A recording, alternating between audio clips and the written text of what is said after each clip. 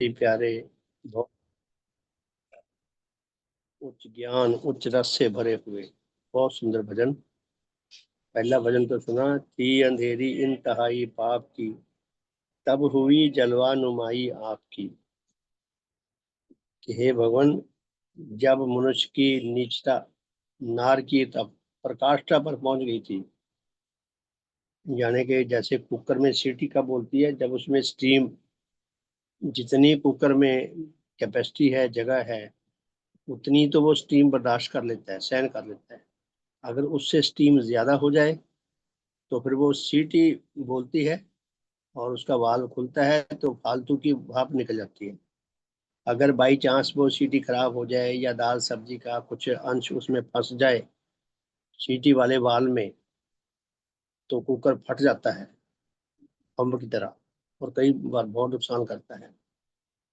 तो भजन में यही दिया है कि भगवान जब मनुष्य की नीचता की हदें पार कर गया था, कुकर की तरह फटने वाला हो गया था, तो मानवता को बचाने के लिए, आत्मिक जीवन की रक्षा और विकास के लिए प्रकृति माता ने बड़ी कृपा की। आपको इस धरती पर, इस धरा पर आपको आविर्भूत कर दिया, ताकि आप धर्म प्रभाव देकर अधिकारी आत्माओं की रक्षा कर सके, उनका भला कर सके। तो दूसरा भजन हमने सुना, भगवान देव आत्मा ने शुभ कामना की है सबके लिए। शुभ कामना क्या होती है, यदि हम लिखने बैठे तो शुभ कामना की परिभाषा क्या है, तो हमें बहुत गहन विचार करना पड़ेगा। शब्द नहीं मिलते, समझ नहीं आता क्या लिखे। तो शुभ कामना, किसी के भले की कामना। अब भला क्या है, ये हमें स्पष्ट हो। कोई पूछ ले, भाई आपने मुझे शुभकामना की है, भला तो बता दी क्या होता है, भला क्या है, तो वो समझाए।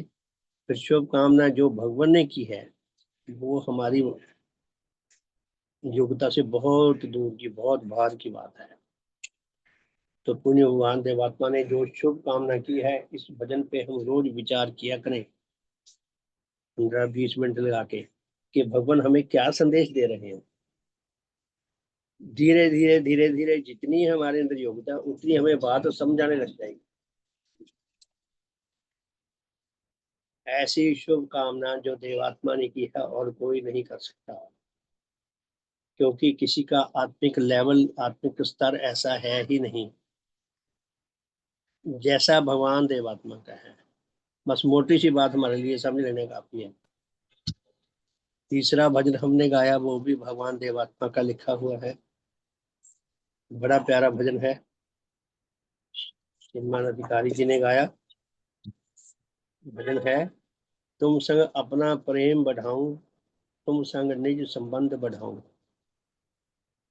आज सवेरे के साधन में श्रीमान अग्रवाल जी ने वो पढ़कर सुनाई थी ना, भगवान देवात्मा की शुभ कामना और उनके संदेश। तो उसमें क्या दिया था कि अधिकतर सेवकों में, कर्मचारियों में मुझे ऐसा दिख ही नहीं रहा कि इनके अंदर गुरु अनुराग जागृत हो रहा हो। और ये कहा था कि जो धर्म विकासशाला के अध्यापक हैं वो गुरु अनुरागी हों, वही सही संदेश दे सकते हैं दूसरों तक।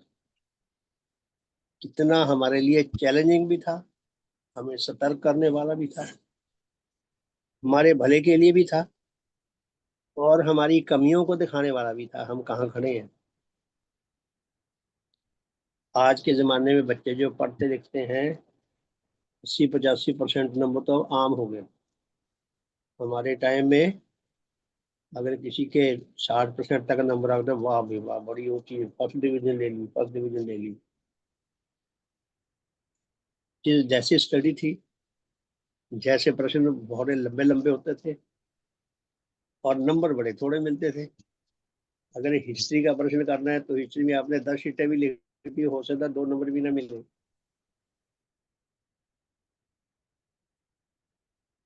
न्यूमेरिकल टाइप के आते हैं प्रश्न, यस नो यस नो में, तो नंबर, मेहनत कम, लिखना कम। लेकिन एक बात है इसमें, आज मॉडर्न में भी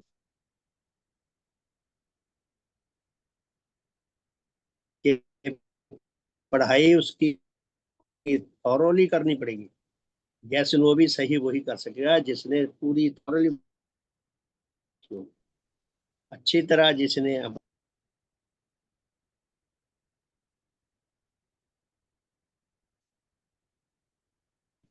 नहीं तो उसका यस नो ऐसे तो कोई भी नहीं चलेगा। अरे बड़ा मैं संदेश मानता हूँ ऐसे संदेशों को। हमारे लिए भगवान का जो संदेश है, हम सब के हम सब की स्थिति हर पल करो या मरो की,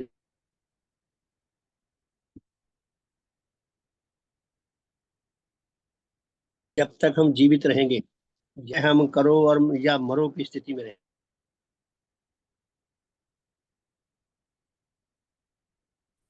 देव अनुरागी बनना हमारे लिए नेचर का बड़ा क्रूर फतवा है, बड़ा कठोर आदेश है नेचर का, कि या तो देव अनुरागी बनो, अर्थात अपने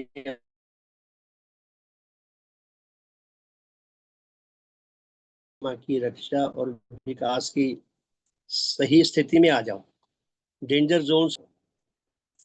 देव अनुरागी बनना हमारे लिए नेचर की ओर से बड़ा कठोर आदेश है। भगवान ने हमें बताया है नेचर का देश, भी नहीं तो हमारे साथ क्या होगा। तो भगवान ने भजन लिखा है तो पहली पंक्तियों में ही ये अच्छी दी है, तुम संग अपना प्रेम बढ़ाऊं, तुम संग निज संबंध बढ़ाऊं, प्रेम में अनुराग बढ़ाऊं। फिर अनुराग बढ़ा के क्या करना है, आत्म विनाशक जो संबंधी, उनसे मैं संबंध घटाऊंगा। हमारे अंदर भी ऐसे दोष हैं जो हमें आत्म विनाश की ओर ले जाते हैं, और हमारे बाहर भी, हमारे परिवार के जन भी, हमारे अड़ोसी पड़ोसी भी, हमारे देशवासी भी, जितने लोग हैं वो सब हमारे आत्मा का विनाश करने वाले हैं। उनके साथ उचित दूरी बना के रखनी है। उनके साथ निकटता रहेंगे। आप किसी रिश्तेदार के घर जाओ तो वहां बातचीत करो, घंटा 2 घंटे में आपको निंदा चुगली मिलेगी, उसने ये नहीं किया, उसने ये नहीं किया, मैं ये करता रहा, उसने मुझे ऐसा कहा, मैंने उसे ऐसा कहा, उसने मेरा ये दबा लिया, मेरा उसने ये नहीं दिया, मैंने उसके इतने काम करे, उसने मेरा एक नहीं सुना। इस टाइप की निंदा चुगली ईर्ष्या द्वेष जलन कुरन फैलाएंगे जो उनके अंदर भरी हुई है, वही हमारे अंदर फैलाएंगे। वो अपनी आत्मा का विनाश तो कर रहे हैं, उनको पता भी नहीं है, वो हमारी आत्मा का भी विनाश कर रहे हैं। मैंने अपना ग्रुप बनाए, 3-4 ग्रुप बनाए मैंने। तो 3-4 ग्रुप में जिन जिन को मैंने रिक्वेस्ट कर करके जोड़ा, पर्सनली मिल मिल के भी जोड़ा, वो अपने उपदेश देने शुरू कर दिए उन्होंने। तो मुझे उनको रिक्वेस्ट भी करनी पड़ी, कई बार समझाना भी पड़ा, फिर मुझे ब्लॉक भी करना पड़ा। वो सारा दिन डिस्टर्ब करते रहते हैं, सारा दिन आते रहते हैं, मिटाई जाओ मिटाई जाओ मिटाई जाओ, मेरा तो फोन ही हैंग हो जाता है। मैंने उनसे प्रार्थना की, भाई मैंने कहा मेरे पास एक विशेष कार्यक्रम है, भगवान देवात्मा की शिक्षा। मैं कोई विद्वान नहीं हूँ, मेरे पास पे बताने को कुछ नहीं है। मैं तो भगवान की शिक्षा आप तक पहुंचाना चाहता हूँ, कि जितना मेरा भला हुआ है शायद आपका भी कुछ भला हो जाए। इसलिए कृपा करके आप इस जो इस मैं डालता हूँ उसको पढ़ने की कोशिश करो, जीवन में उतारने की कोशिश करो। हाँ, अगर आपको भी ये शौक है भेजने का, तो आप अपना ग्रुप बनाओ। आप मुझे कहोगे भी मेरा मेंबर बन जाएगा, बन जाओ। अगर मेरा दिल चाहेगा तो मैं बन जाऊंगा, फिर आप भेजते रहना, मैं सहन करता रहूंगा। तो हम लोगों को, बेचारों को ये भी नहीं पता भी किसी ने मुझे रिक्वेस्ट की है, प्रार्थना की है, तो उसके पास कुछ विशेष कार्यक्रम है, तभी तो उसने ग्रुप बनाया, तभी तो मुझे वो डाल रहा है। तो पुण्य भगवान का संदेश क्या है, आत्म विनाशक जो संबंधी, उनसे मैं संबंध घटाऊं। ये भजन भगवान ने लिखा है, हमारे लिए लिखा है, हमारी ओर से लिखा है, कि हम भगवान के आगे ये वायदा करें कि जी आत्म विनाशक जो संबंधी हैं मैं उनसे उचित दूरी बनाकर रखूंगा। संग तुम्हारे प्रेम बढ़ाकर, आपके साथ अनुराग बढ़ाकर अपना, देव प्रभाव तुम्हारे पाऊं। कि भगवान आपके जो धर्म प्रभाव है, आपके जो देव प्रभाव है, आपके साथ अनुराग सूत्र में बंधकर ही मुझे मिलेंगे। इसलिए मैं अनुराग सूत्र में बंधकर आपके देव प्रभावों को अधिक से अधिक मात्रा में लाभ करूँ। अगले पद में, देव प्रभाव तुम्हारे पाकर जीवन अपना उच्च बनाऊं। देव प्रभाव मिलेंगे तो हमारे जीवन में उच्च परिवर्तन आने लगेगा, नीच परिवर्तन बंद होता जाएगा। हम उच्च जीवन में ढलते जाएंगे। देव बड़ा सरल सा अर्थ है वैसे तो। देव प्रभाव तुम्हारे पाकर जीवन अपना उच्च बनाओ। अब जीवन उच्च बन गया, फिर क्या करें? जीवन उच्च बना के, ऐसा तो है नहीं कि हम दुनियादारों की तरह जीवन जिए, खा लिए पी लिए, पार्टियों में चले गए और प्रोग्रामों में चले गए। ठीक है, अभी दुनियादारी में आता है तो औपचारिकता बस कई बार जाना भी पड़ता है, लेकिन ये हमारा लक्ष्य नहीं है भी खाएं पिए मौज करें पार्टियां करें। जीवन अपना उच्च बनाकर भगवान के साथ हम एक कमिटमेंट करते हैं, एक वायदा करते हैं कि जीवन अपना उच्च बनाकर देव धर्म को मैं फैलाऊं, कि भगवान जो आपका कार्य है वही कार्य मेरा भी हो। आप जिस शिक्षा को फैला रहे हैं, अधिक से अधिक लोगों तक पहुंचाना चाहते हैं, मैं आपकी शिक्षा को मैं भी फैलाऊं, ताकि मेरा जीवन भी सफल हो सके, औरों का भी भला हो सके। तो प्यारे साथियों, विश्व में इससे सुंदर काम कोई नहीं है, इससे बेस्ट काम कोई नहीं है, मैं उनकी शिक्षा को दूसरों तक पहुंचाना। और इससे ज्यादा हितकर कार्य कोई नहीं है, इससे ज्यादा कल्याणकारी कार्य कोई नहीं है, इससे ज्यादा उच्च सुख देने वाला कार्य कोई नहीं है, नीच जीवन से नीच दुखों से बचाने वाला इससे बढ़िया कार्य कोई नहीं है। मैं तो अपने निजी अनुभव से कह सकता हूँ, जितना कि मुझे अनुभव है भगवान की शिक्षा का, कि सचमुच में बहुत उच्च रस प्रदान करने वाला है। तो फिर हम क्यों ना अपना बनाए? भगवान ने कितनी कृपा की है, हमें कितनी बड़ी अथॉरिटी दी है कि हम देवात्मा के जीवंत प्रतिनिधि बनकर उनके प्रतिनिधि बनकर उनकी शिक्षा को औरों तक लेकर जाएं, खुद तक लेकर भी आए, औरों तक भी लेकर जाएं। तो बहुत बहुत सम्मान के योग प्यारे साथियों, भगवान देवात्मा के इस अद्वितीय जीवन गाथा रूपी ग्रंथ का हम 18वां अध्याय कल शुरू किया था हमने। तो इस कहाँ तक छोड़ा था कि भगवान ने 1887 से 1893 इस पीरियड में भगवान देवात्मा ईश्वर को सत्य मानते थे। तो ईश्वर को सत्य मानते हुए भी जो कि मिथ्या विश्वास था, भगवान देवात्मा की दिशा सही थी। जब दिशा सही हो तो थोड़ा टाइम ज्यादा लग जाता है पहुंचने में, मिथ्या विश्वासी को थोड़ा टाइम ज्यादा लग जाता है, अगर सत्य विश्वास हो ठाठ में पहुंच जाएगा। तो भगवान चलते रहे 1893 तक। तो 1893 तक भगवान ने जो आत्मा और धर्म की शिक्षा पे शोध किया, अनुसंधान किया, खोज की, भगवान उसका निचोड़ दे रहे हैं। तो पहला तो इसका थोड़ी थोड़ी छोटी छोटी श्रेणियों में ये बांटे हुए हैं। पहला तो था इसी अध्याय में कि मेरा आविर्भाव क्या है, वो हमने कल पढ़ा था। फिर भगवान ने दूसरा लिखा कि मुझ में देव धर्म का आविर्भाव। अब भगवान ये बातें बता रहे हैं, मेरे मन में ये प्रेरणा उठ रही है 2-3 महीने से कि ये डालूं, मैं डालना शुरू करूंगा फेसबुक पे। तो कल हमने 2 पढ़े थे, आज फिर पढ़ते हैं। भगवान इसमें कह रहे हैं कि मुझ में देव धर्म का आविर्भाव। भगवान कहते हैं देव धर्म मेरे अंदर है। तो पहली बात की है भगवान ने, देव धर्म व देवत्व का आविर्भाव किसी पत्थर व वृक्ष में नहीं हुआ, किंतु मेरे आत्मा में हुआ है। और इसकी कुल उच्च और विशेष खूबियां मेरे आत्मा के भीतर हैं। अब हम विचार करें भगवान की देववाणी पे, तब जाके हमें धीरे धीरे स्पष्ट होने लगेगा।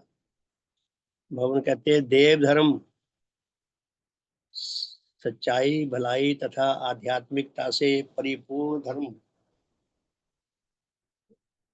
या देवत्व भगवान देवात्मा के अद्वितीय देव रूप में पैदा हुआ है।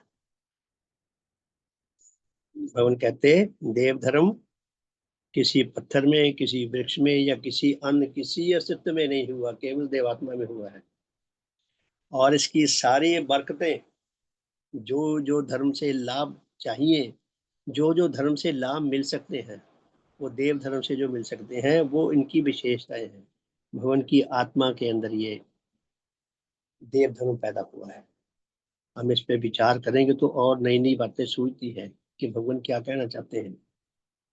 भगवान ये कहना चाहते हैं कि जो भी अधिकारी आत्मा है, अगर वो सच्चे धर्म की तलाश में है, वो इधर उधर मारे मारे फिरते हैं, कभी किसी बाबा के पास जाते हैं, 4-6 महीने, साल 2 साल लगाते हैं, तो उनका विश्वास टूट जाता है। अरे ये कहाँ फंस गए, ये तो है नहीं, ये तो है, जो मुझे चाहिए था वो नहीं है इसमें। ये तो पाखंडी ज्यादा, झूठ ज्यादा बोलता है, और ये मिथ्या विश्वास बहुत रखता है, अपने चेलों को भी मिथ्या विश्वासी बनाता है। तो ऐसे जन का हृदय टूट जाता है, फिर वो और बाबा पे जाने लग जाता है। वो सारी उम्र खोजते खोजते ही उसकी इतने में आयु पूरी हो जाती है, परलोक गमन हो जाता है, बेचारे को सत धर्म मिला ही नहीं। तो भगवान क्या कहते हैं, जो मुझे थोड़ा सा समझ आ रहा है, कि यदि किसी को देव धर्म की, सच्चे धर्म की आवश्यकता है, तो देव आत्मा कहती है वो मुझ में है। अब भगवान के माथे पे तो लिखा नहीं कि देव धर्म इनके पास है, हमें भी कैसे समझाए। तो भगवान की वाणी से ऐसा लगता है भगवान ये कहना चाहते हैं कि अच्छे श्रोता बनो, अच्छे विचारक बनो, निष्कर्ष निकालने वाले बनो। आप 10 बाबाओं को सुन लो, 20 बाबाओं को सुन लो, 10 ग्रंथ पढ़ लो, और फिर विचार करके निष्कर्ष निकालो जो यूनिवर्सल ट्रुथ के साथ जुड़ता हो, जो तुम्हारे मूल हित के साथ, जिसकी सही मेल होता हो। निष्कर्ष निकालो। जब तुम्हें ये निष्कर्ष अपने आप अंतर मन में दिख समझने लगेगा, तब तुम ऐसे गुरु की तलाश में होगे जो इस प्रकार की बातें करे। शायद भगवान यही कहना चाहते होंगे। तो क्या कहते हैं भगवान, कि देव धर्म व देवत्व का आविर्भाव किसी पत्थर व वृक्ष में नहीं हुआ, किंतु मेरे आत्मा में हुआ है। और उसकी सारी उच्च और विशेष बरकतें, विशेष खूबियां, खूबियों का मतलब भी विशेष ही होता है, मेरे आत्मा के भीतर है। यानी कि 100% सही धर्म जो है वो देव धर्म है। और वो देव धर्म भगवान देवात्मा के देव रूप में, किसी और में नहीं है। ये विचारक ने, अच्छे श्रोता ने सुन सुन के निष्कर्ष निकालना है।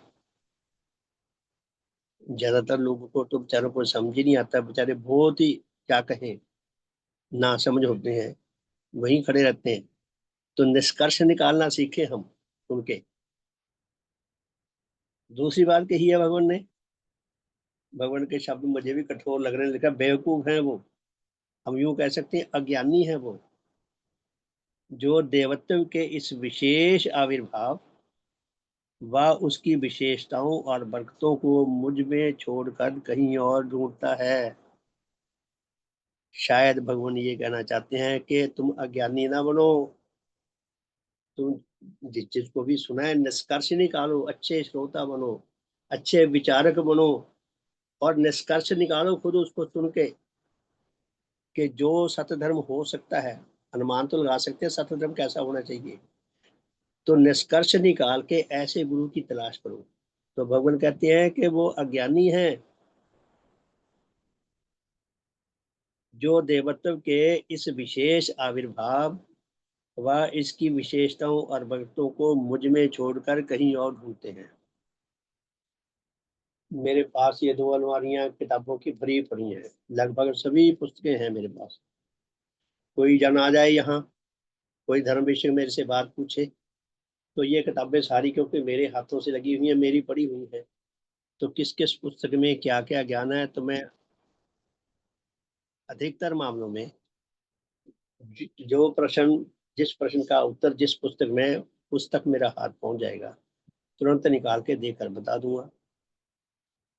कोई जन हैरान हो सकता भी, आपको क्या पता है इतनी किताबों में ये पुस्तक किस पुस्तक किस ये उत्तर किस पुस्तक में होगा। अर्थात हमें थॉरो स्टडी करने की जरूरत है, मनुष्यों को भी, धर्म गुरुओं को भी, और धर्म की हम अपनी जो हमारे अंदर आंतरिक शक्तियां हैं, उनके अनुसार धर्म का हमने रूप भी अपने अपने हिसाब से बनाया हुआ है। हमें नेचुरल हिसाब से बनाने की जरूरत है। तो भगवान क्या कहते हैं कि अज्ञानी है वह जो देवत्व के इस विशेष आविर्भाव व उसकी विशेषताओं और बरकतों को मुझे छोड़कर कहीं और ढूंढता है। कि जहां मिल सकती है, हमें उस पुस्तक का पता होना चाहिए कि मेरे प्रश्न का उत्तर उस पुस्तक में है। उसी तरह सदगुरु भगवान देवात्मा है। धर्म के ये का सच्चा स्वरूप केवल देवात्मा को दिखाई दिया है। मुझे भी ये प्रश्न बड़ा अजीब, उत्तर बड़ा अजीब लगता है, लेकिन व्यवस्था है, क्या करें जब सच्चा उत्तर यही है। किसी और को कहीं बड़ा बुरा लगेगा, बाकी गुरुओं को कुछ नहीं आता, तुम क्या औरों को मूर्ख समझते हो। नए जन के आगे ये बात कहेंगे तो उसको बड़ी अजीब लगेगी कि अपने गुरु की तारीफ करे जा रहे हैं, बाकियों को शायद ये निंदा करे जा रहे हैं। लेकिन ये यूनिवर्सल सच्चाई है, ये निंदा नहीं है। नेचर ने देवात्मा को जो रुतबा बख्शा है, धर्म जगत के सूर्य बना के भेजा है। और भगवान ने जितना जीवन में संघर्ष करके आत्मा और सत्य धर्म के ज्ञान पे अनुसंधान की है, खोज की है, कड़ा संग्राम किया है। भगवान ने अपनी मेहनत से सत्य धर्म को अर्जित किया है। किसी ने परोस नहीं दिया उनको पका पकाया खाने की तरह कि लो जी सत्य धर्म का ग्रंथ। भगवान ने अर्जित किया है। इसीलिए सत्य धर्म और उसकी विशेषताओं और उसकी बरकतों से यदि हमें लाभ उठाना है, तो हमें गुरु की को चुनने का, हमें अपने अंदर स्वभाव, अपने अंदर योग्यता पैदा करनी पड़ेगी। तो कहाँ मिलेगा? तीसरी बात, ये दूसरी श्रेणी आएगी, इसमें लिखा है मेरे आविर्भाव का उद्देश्य। भगवान कहते हैं मैं मेरा इस दुनिया में जन्म हुआ, तो मेरा जन्म किस लिए हुआ है? आप या मैं नहीं बता सकते हमारा जन्म किस लिए हुआ है। इसलिए हुआ भी खाओ पियो मौज करो। वो शायर ने एक ने लिख दिया। फिर सुबह होती है शाम होती है, जिंदगी यूं ही तमाम होती है। फिर सवेरा होगा शाम होगी, सवेरा होगा शाम होगा, जिंदगी ऐसी पूरी हो जाती है। ये तो जानवरों को भी नहीं पता। हम उस लेवल पे आ गए ये बात सोच के। भगवान कहते हैं मेरे आविर्भाव का उद्देश्य क्या है, वो हमें समझा रहे हैं भगवान। हमें अपने आविर्भाव का, हम भी तो आविर्भूत हुए हैं, प्रकट हुए हैं। हमें अपना आविर्भाव का भी उद्देश्य समझना, भगवान के आविर्भाव का भी। तो भगवान क्या कहते हैं इसमें? भगवान कहते हैं कि मेरे आविर्भाव का उद्देश्य, भगवान कहते हैं मैं देवत्व के इस विशेष आविर्भाव व जीवन को लेकर इसलिए जाहिर हुआ हूँ, प्रकट हुआ हूँ, इसलिए प्रकट हुआ हूँ कि जो आत्मा अपनी मनमर्जी छोड़कर और अज्ञान के अंधकार में फंसकर संसार शक्ति और पाप के विष से अपने आप को विनष्ट कर रहे हैं, वह उससे फिरकर और मेरे साथ जुड़कर मृत्यु से बचें और देवत्व का श्रेष्ठ और पवित्र जीवन और उसके स्वर्गीय फल लाभ करें। देवात्मा कहते मेरा जन्म इसलिए हुआ है जो अधिकारी आत्मा आत्मंधकार से निकल सके, आत्म अज्ञान से निकल सके, नीच अनुरागों से निकल सके, नीच घृणाओं से निकल सके, उच्च जीवन की ओर चल सके। वो मेरे साथ जुड़कर देवत्व का श्रेष्ठ और पवित्र जीवन लाभ कर सके। उनको देवत्व का पवित्र और विशेष जीवन प्रदान करने के लिए मेरा जन्म हुआ है। प्यारे साथियों, है कोई दुनिया में और जिसके अंदर ये चिंता पैदा होती हो कि मैंने उच्च जीवनधारी बना देना है? ये तो चिंता ही नहीं है किसी में, हो भी नहीं सकती, क्योंकि आत्मिक अर्थ में जो अधूरापन है, जैसे वो भाव लेकर आया वैसी ही बातें करेगा। इसी क्षण में विरोधता के घोर तूफान के समय उसके महाभयानक और क्लेशदायक आघातों के लगने और उनके द्वारा मेरी स्नायु प्रणाली के चकनाचूर हो जाने और मेरे अत्यंत बीमार होकर मुमूर्ष अवस्था में पहुंच जाने, मृत प्राय अवस्था में पहुंच जाने। कहते मेरे ऊपर इतने जुल्म किए लोगों ने, इतना मुझे परेशान किया कि मैं मृत प्राय अवस्था में पहुंच जाता था। मृत प्राय अवस्था में पहुंच जाने के अनंतर जब मैं आखिरकार फिर अपने मृत्यु शैया से उठने के योग्य हुआ, जब भगवान संभले थोड़ी सी उनकी स्वस्थ, तब कहते मेरी ज्योति और भी प्रखर रूप में प्रकट हुई, मुझ पर प्रकट हुई। और कहते जब मैं लोग दूसरों के विरोधियों के हमलों से, उनके परेशान करने से मैं मृत प्राय अवस्था में पहुंच जाता था, जब फिर धीरे धीरे मेरा स्वास्थ्य ठीक होता था, मैं संभलता था, तब मेरे अंदर जो ज्योति आती थी वो और भी प्रबल मात्रा में और भी अधिक आती थी। यानी कि भगवान के अंदर जो सूझबूझ पैदा होती थी धर्म को लेकर वो और भी अधिक होती थी। कहते भगवान कह रहे हैं मैंने अपने चारों ओर करोड़ों जनों को उस ज्योति से खाली देखकर और उनकी अंधता की काली छवि का अवलोकन करके, जहां एक और उनकी इस कृपा पात्र अवस्था के लिए दुख अनुभव किया, वहां दूसरी ओर इस ज्योति की महिमा को भी विशेष रूप से उपलब्ध किया। भवन कहते हैं जो मेरे अंदर देव ज्योति बढ़ रही थी दिन पर दिन, मेरे अंदर सूझबूझ बढ़ रही थी, मेरा अनुभव बढ़ रहा था, और मेरे इर्द गिर्द जितने भी लोग थे, लाखों करोड़ों लोग इस ज्योति से पूरी तरह खाली है, आत्म अंधकार से पूरी तरह ग्रस्त। ऐसे लोगों को देखकर, उनकी ऐसी भयानक अवस्था को देखकर मुझे दुख होता था, दया आती थी उनपे। जहां मुझे उन पे दया आती थी उनके ऐसी भयानक अवस्था को देखकर, वहां दूसरी ओर इस ज्योति की महिमा को भी विशेष रूप से उपलब्ध करता था। और उन कहते हैं इस ज्योति की, देव ज्योति की जो महिमा है, वो महिमा भी मुझे बहुत, मैं उपलब्ध करता था, मुझे बहुत उससे कुछ खुशी मिलती थी। ऐसे समय में एक दिन उसके विषय में कुछ कहने के लिए मेरे भीतर बहुत जोरदार प्रेरणा उत्पन्न हुई। भवन के शब्द बहुत मूल्यवान है, बड़े सुंदर हैं, बहुत मीनिंगफुल हैं, हमें धीरे धीरे समझ आने लगती है बात। भवन कहते जब मेरी ऐसी अवस्था थी, कैसी अवस्था थी कि जो देव ज्योति मेरे अंदर विकसित हो रही है, तो उसकी उसके उससे मैं इतना अनुप्राणित होता था, इतना प्रसन्न होता था, इतना खुश होता था, इतना तसल्ली में रहता था कि मैं बता नहीं सकता। तो कहते हैं ऐसे समय में जब मेरी ऐसी अवस्था थी, एक दिन उसके विषय में कुछ कहने के लिए मेरे भीतर बहुत जोरदार प्रेरणा उत्पन्न हुई। और उन्हें कहते हैं जैसे मेरे ऊपर कोई भूत सवार हो गया हो, जो मेरे से कुछ बुलवाना चाहता हो। मेरे अंदर कहते प्रेरणा, बहुत प्रेरणा पैदा हुई कुछ कहने की, और मैंने इस भाव से अनुप्राणित होकर उसके संबंध में अपने एक अनुगत द्वारा जो वाक्य लिखवाए वह यह थे। भगवान कहते मैंने अपने एक सेवक को बुलाया, काफी पेंसिल लिख के कागज आए कि मैं बोलता हूँ आप लिखो। तो भगवान बोलते गए, वो सेवक लिखता गया। तो क्या क्या क्या बोलते हैं भगवान? पहली बात, मैं तुम्हारे लिए एक उच्च ज्योति लाया हूँ, तुम मुझसे जुड़ो और उस ज्योति को लाभ करो कि जो मुझ में है। ये बात तो सुनने में तो बड़ी साधारण सी लगती है, कोई भी कह देगा कि तुम्हारे लिए मेरे पास बहुत बड़े बड़े प्रोग्राम है, मैं तुम्हारे बारे में बहुत कुछ सोचता हूँ कि तुम्हारा कैरियर कैसे मैं आगे चलाऊं, कह देते हैं। लेकिन भगवान जो बात कह रहे हैं, भगवान कह रहे हैं मैं तुम्हारे लिए एक उच्च ज्योति लाया हूँ। भगवान सारी दुनिया को कह रहे हैं, सारे मनुष्य जगत को कह रहे हैं कि ऐ प्यारे मनुष्य जगत, मैं तुम्हारे लिए एक विशेष ज्योति लाया हूँ, एक खास किस्म की लाइट लाया हूँ,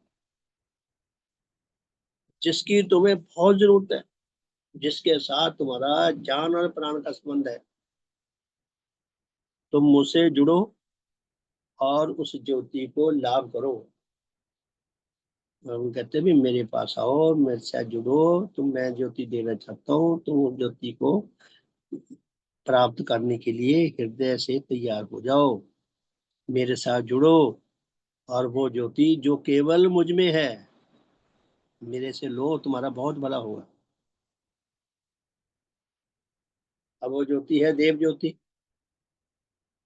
हम कॉपी पेन लेकर बैठा करें, लिखा करें देव ज्योति किसे कहते हैं, डेफिनेशन सोचा करें। देव ज्योति क्या है? भगवान देवात्मा के अद्वितीय देव जीवन का सर्वोत्तम फल है देव ज्योति। कि भगवान देवात्मा की आत्मिक शक्तियां जितनी भी हैं, उन सब के क्रिया प्रतिक्रिया के फलस्वरूप जो लाइट पैदा हुई, जो सूझबूझ पैदा हुई, वो देव ज्योति है, जो देवात्मा के अतिरिक्त और किसी में नहीं। जो बेस्ट है, फॉर एवर बेस्ट है, जिसकी सारी मानवता को सदा जरूरत रहेगी। ये इस ज्योति के माध्यम से ही हमें अपनी आत्मा का ज्ञान मिल सकता है, नहीं तो नहीं मिलेगा। इस ज्योति के माध्यम से ही हमें धर्म का सच्चा ज्ञान मिल सकता है, धर्म का सच्चा बोध मिल सकता है। इस ज्योति में लाइट भी है, ऊर्जा भी है, देव तेज भी है। ऊर्जा देव तेज जो है, हमें उस सत्य का साथ देने की हमारे अंदर योग्यता पैदा करता है। आध्यात्मिक बल भी है इस ज्योति में। तो भगवान क्या कहते हैं? दूसरी बात,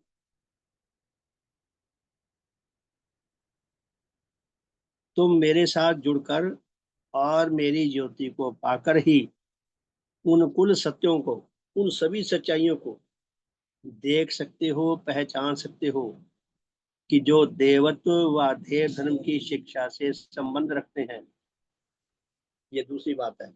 भगवान कहते हैं, अगर यदि तुम्हारे पास मेरी देव ज्योति समुचित मात्रा में पहुंचेगी, तुम उसको पा सकोगे, तो देवत्व के संबंध में, देव धर्म के संबंध में, देवत्व की जो शिक्षा है, उसकी सारी सच्चाइयां तुम्हें ऐसे दिखने लगेगी जैसे हाथी खड़ा हो सामने। यानी कि ऐसे समझ आने लगेंगी। ले लो जाए 10 नहीं माइक बंद कर दो बालकृष्ण जी, माइक बंद कर दो। माइक खुला आपका। बालकृष्ण, बालकृष्ण जी। अच्छा जी। हाँ, माइक बंद कर दो, धन्यवाद। तो भगवान क्या कहते हैं कि तुम मेरे साथ जुड़कर और मेरी ज्योति को पाकर ही उन सभी सत्यों को देख सकते हो और पहचान सकते हो, जो देवत्व व देव धर्म की शिक्षा से संबंध रखते हैं। यानी कि जो विज्ञान मूलक, जो सार्वभौमिक धर्म से संबंध रखते हैं, शिक्षा सच्चाइयाँ, उनको देवात्मा की देव ज्योति में ही हम समझ सकते हैं, वरना नहीं हमें समझ आएगी। ये भी अपने आप में प्रश्न है कि देवात्मा की देव ज्योति में क्यों समझ आएगी वो बातें, उनके बिना क्यों नहीं समझ आएंगी। इस प्रश्न पे फिर कभी बात करेंगे। तीसरी बात, भगवान कहते हैं, क्या तुम में से ऐसे जन इस समय वर्तमान नहीं, जिन्होंने मुझसे कुछ कुछ वह ज्योति पाई है, कि जिससे वह मेरी शिक्षा को न्यूनाधिक, थोड़ी या अधिक, न्यून कहते हैं थोड़ी को, अधिक कहते हैं ज्यादा को, तो दो शब्दों को मिला के एक बना दिया। तो भगवान कहते हैं, क्या तुम में से ऐसे जन इस समय वर्तमान नहीं है, कि जिन्होंने मुझसे कुछ कुछ वह ज्योति पाई है, कि जिससे वह मेरी शिक्षा को थोड़ा या अधिक देखने और पहचानने के योग्य बन गए हैं। भगवान कहते हैं, क्या तुम्हारा हृदय साक्षी नहीं देता, गवाही नहीं देता, कि तुम्हें जितनी मेरी देव ज्योति मिली है, धर्म विषयक, धर्म के संबंध में, तुम्हारी आत्मा के इस विषय में उतना ज्ञान तुम्हें स्पष्ट हुआ है, उससे ज्यादा नहीं हुआ। तो उतना तो हो गया ना। करोड़ों लोग ऐसे हैं जिनको बिल्कुल भी नहीं है आत्मा का ज्ञान। तो हमारा हृदय साक्षी देता है कि हाँ भगवान, आपने बिल्कुल शत प्रतिशत सही कहा है।